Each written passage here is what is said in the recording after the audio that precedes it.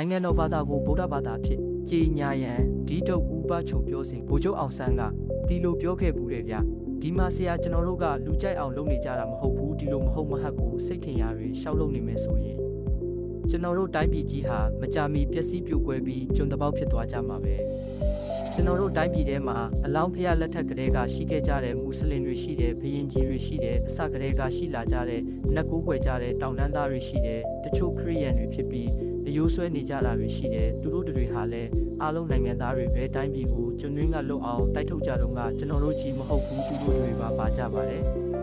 အခုကျွန်တွင်းကလွတ်မယ်မှမကြံကြသေးဘူးသူတို့တွေအပေါ်မှာအနိုင်ကျင့်ပြီးငါတို့လူများစုရဲ့ဘာသာကိုနိုင်ငံတော်ဘာသာဖြစ်ရမယ်လို့လုပ်လိုက်ရင်ကျုပ်တို့ဟာပေါ်ကွေးလောက်တောင်တောက်သုံးမကြတဲ့အကောင်တွေဖြစ်သွားကြမှာပေါ့ဆရာတိုင်းပြည်ကိုတိုင်းပြည်ရင်လို့တွေးစမ်းပါဘာသာတွေဘာတွေညာတွေလုပ်မနေပါနဲ့ကျွန်တော်တို့ဟာကျွန်တော်တို့တိုင်းပြည်တစ်ခုလုံးစီယုံနေဖို့လိုတယ်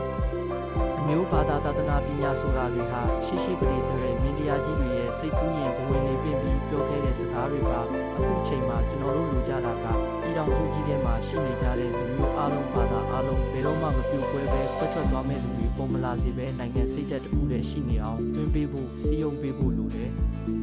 နိုင်ငံတော်ဘာသာကိုဗုဒ္ဓဘာသာလုပ်ချင်ရင်ဆရာကိုယ်တိုင်ဘဝရှင်မင်းတရားကြီးအမိခံပြီးသာသနာဒါယကတော့တက်လုပ်ပြီးတော့စီယုံခရိုင်နဲ့တကွစိုးမိုးအုပ်ချုပ်တော်မူသောတိဝိဘောရဓမ္မရာဇာဘဝရှင်မင်းတရားကြီးသာသနာဒါယကဘာချူဗုဒ္ဓဘာသာနိုင်ငံတော်လို့ဆရာဟာဆရာကြီးများကျွန်တော်မပါဘူး